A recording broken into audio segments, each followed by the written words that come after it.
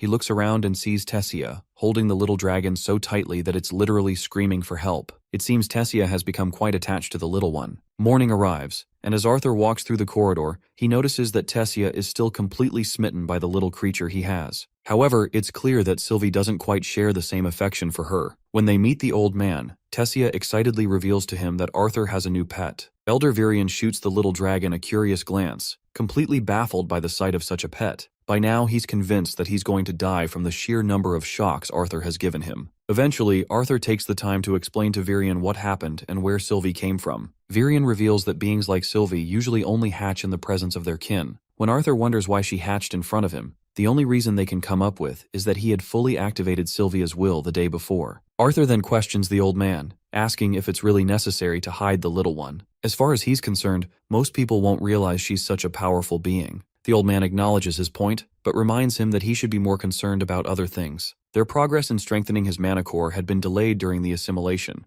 but now that he is fully awakened, it's time for him to start training both his core and his new dragon will. Arthur inquires about the next course of action, to which the old man responds that the best way to access the first stage of beast will is by strengthening his mana core and engaging in constant combat. With the instructions now clear, Arthur is ready for action, but the old man adds one more thing. If Arthur fights a fellow beast tamer who can use stages, it will help him grow even more. Right at that moment, the old man summons forth his own beast, which quickly wraps around him, giving him a completely new appearance. Before we move on, let's take a moment to understand what the old man just did. Basically, beast tamers are mages who can harness the unique abilities inherited from a mana beast. The first stage, known as the acquire phase, is when a beast tamer can borrow their beast's inherent strength. However, it's only at the second stage, called the integrate phase, that the mage can truly utilize their beast's unique abilities and characteristics. For Elder Virion, who had unlocked the second stage only after decades of studying his beast will, the transformation allows him to wield the deadly prowess of a shadow panther. Now empowered by the shadow panther's abilities, the old man instructs his disciple to pay closer attention, particularly when he sneaks up behind him. This prior warning leaves Arthur deeply unsettled. From what he can gather, the old man is essentially saying he'll be able to sneak up on him even though Arthur is aware of his intentions. In an instant, the old man vanishes from sight, and before our boy can even process it, he feels a light tap on his shoulder. Arthur quickly twirls around at impressive speed, but finds no one behind him. Before he can react further, the old man once again appears behind him, catching Arthur completely off guard. This time, Arthur surrenders. Unable to keep up with the old man's blinding speed and the sheer presence of the Shadow Panther's terrifying form, a sight both awe-inspiring and trauma-inducing, the old man reveals a significant drawback of the integrate phase. It also takes a heavy toll on his body every time he activates it. Arthur, however, is still awestruck by the old man's speed. The movements alone were impressive, but what truly shook him was the inability to sense Virion's presence, even when he stood directly behind him. Apparently, Shadow Panthers possess the unique ability to instantly manipulate wind and sound, rendering themselves undetectable. Virion decides that playtime is over and extends a sword toward Arthur, signaling that the real training is about to begin. Days pass quickly as Arthur becomes completely immersed in his training. Under Virion's guidance and through his own insights, Arthur manages to access the first stage of his dragon will. In addition to mastering the first stage, Virion teaches Arthur how to conceal the presence of his beast will from other mages. When Arthur isn't strengthening his mana core or delving deeper into Sylvia's dragon will, he's sparring against Virion. Fortunately, the assimilation process has made his body resilient enough to endure the relentless training and conditioning. In his downtime, Arthur makes a point to embrace the joys and innocence of childhood, just as Sylvia had wished for him. He cherishes these moments, especially as his time grows short. Finally, the day of his departure arrives. Tessia is devastated, to say the least. After spending every day together over the last few years, breaking the news of his imminent departure was especially hard on her. Now Arthur is ready to leave, his bag fully packed. He also makes sure to hide the mark Sylvie gave him by covering it through those feathers Sylvia gave him. The carriage is ready to take Arthur off, and as a parting gesture, the old man hands him a pendant adorned with the Aerolith house crest. The pendant is meant to help him navigate the forest. Now it's Tessia's turn to say her parting words to Arthur, but instead of speaking, she simply nods her head in a dejected manner. However, her sadness is quickly melted away when Arthur pulls her into a tight hug.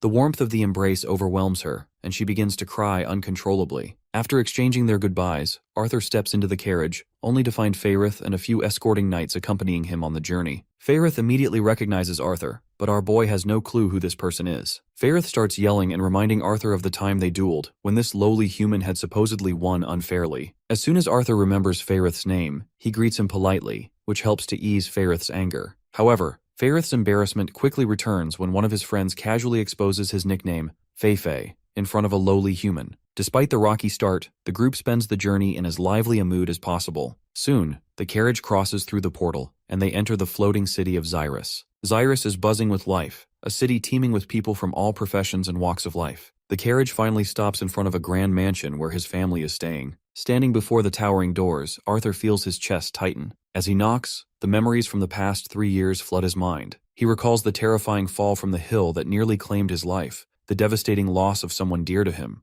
the blood on his hands, and the grueling training that shaped him into who he is now. Yet, none of those experiences seem as daunting as this moment. He gulps down his anxiety and awaits for the response to his knock. A maid quickly answers his knocks and opens the doors. Right behind her stands a little girl, no older than 3, her bright eyes curious and full of life. Then, after what feels like an eternity, we finally catch sight of Alice, his mother, chasing after the little one, Eleanor Lewin. But the moment Alice's gaze lands on her son, she freezes on the spot. Even the bowl of food she was holding slips from her hands. The boy, on the other hand, is equally overwhelmed with emotions to think that this little one is his sister. He gathers his thoughts, flashes a smile, and greets his mother in the most heartfelt moment possible. His mother comes running in response and hugs him tightly. The tears of the mother just cannot stop falling, and even the little one gets overwhelmed and begins to sob, seeing her mother in a condition like this. Let's not forget about Reynolds, who is just as eager to meet his son. As the mansion doors remain open, he follows suit, joining the hugging spree with his wife. The family of 4 spends this heartfelt moment together, relishing the reunion. The moment is so touching that even the maid begins to cry. Once everyone settles down, they bombard Arthur with all sorts of questions. Meanwhile, little Ellie sits right next to them, clearly annoyed by the lack of attention she is receiving.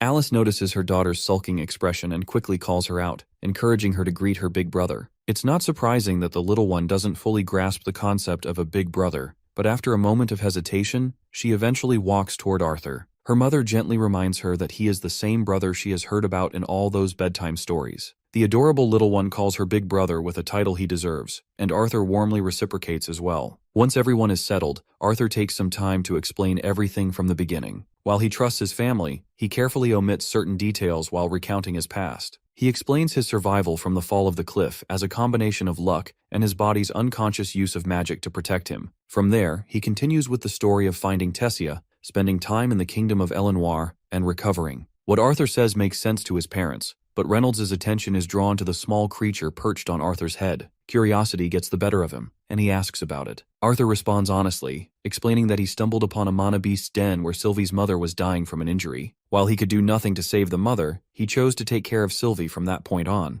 The concerned mother then asks if he is truly healed, especially given the illness he had suffered from in the past. Arthur confidently reassures her that he is fine now, explaining that his condition had more to do with the instability of his mana core from awakening too early. However, he does not tell them the entire truth. Deep down, he feels a pang of guilt for keeping secrets from his family, but he knows it's too dangerous for them to know everything until he becomes stronger. Speaking of mana cores, his old man fires up and excitedly inquires about the mana core stage his son currently stands at. But the son questions his father back, inquiring about his mana core stage instead. Proud Reynolds proudly boasts that he broke through 2 years ago and entered the dark orange stage. Well, it seems like this is indeed a feat to feel proud of, because Arthur was not expecting his father to break through to the next stage. So he is sure that his father must have worked hard. His father doesn't shy away and lets his pride and confidence do the talking. Reynolds then throws the question back at his son, and Arthur hesitantly responds that it's light red. As soon as the old man's mind registers the words light red, he is literally shocked out of his mind. "Holy shit!" says Reynolds after hearing his son. Ellie also perks up upon hearing this little phrase, and she promptly repeats the 2 words after her father. The mother gets annoyed,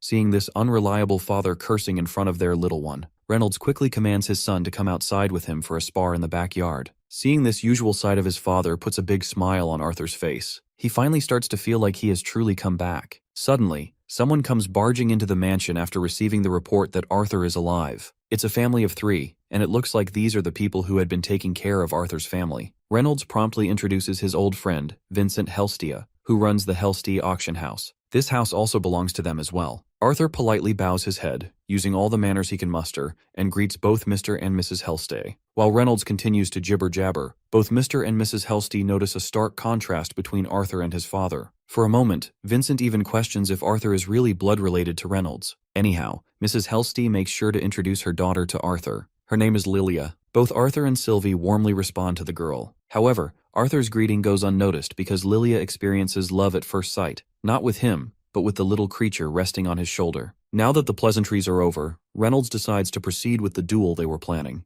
After stepping outside, both father and son stretch their bodies in preparation. Mrs. Helstay forces her husband to sit down, to which the man reluctantly complies. He's clearly bewildered after hearing that an 8-year-old not only awakened, but has already progressed through 3 stages. Even those snobby genius brats admitted into Cyrus Academy are barely at the dark red stage, and they're 11 or 12. Meanwhile, noticing how dubious Vincent seems, Arthur feels relieved that he didn't reveal much about his powers. After all, light red is just the beginning. If he can train his core while assimilating with Sylvie's beast will, he knows he'll be in a league of his own. Anyhow, his father is all geared up and ready for a showdown with his son. Arthur, on the other hand, is equally prepared for the challenge ahead. They both dash at each other, with Arthur taking the lead by launching the first punch aimed straight at his father. But Reynolds blocks his son's punch barehanded. However, Arthur quickly turns the tide by executing a completely unexpected move that his father didn't even see coming. Still, Reynolds isn't a one-trick pony. He quickly reads through his son's intentions and sidesteps just enough to avoid the direct hit aimed at him. Arthur, though, manages to seize the upper hand and grabs his father in an attempt to throw him forward. Reynolds, however, regains his balance mid-motion and lands back on his feet with finesse. After a few blows are exchanged, Reynolds is forced to acknowledge his son's growing prowess. Though he makes it clear that he's been holding back so far, he warns Arthur that from this point onward, things won't be so easy. The father clenches his fists and ignites the fire within him, quite literally and figuratively. This is a little trick he picked up after breaking through to the dark orange stage. To understand the new trick Reynolds just pulled off, a bit of lore is needed. Mages, starting from their awakening, always have affinities or strengths in terms of which elements they can best control.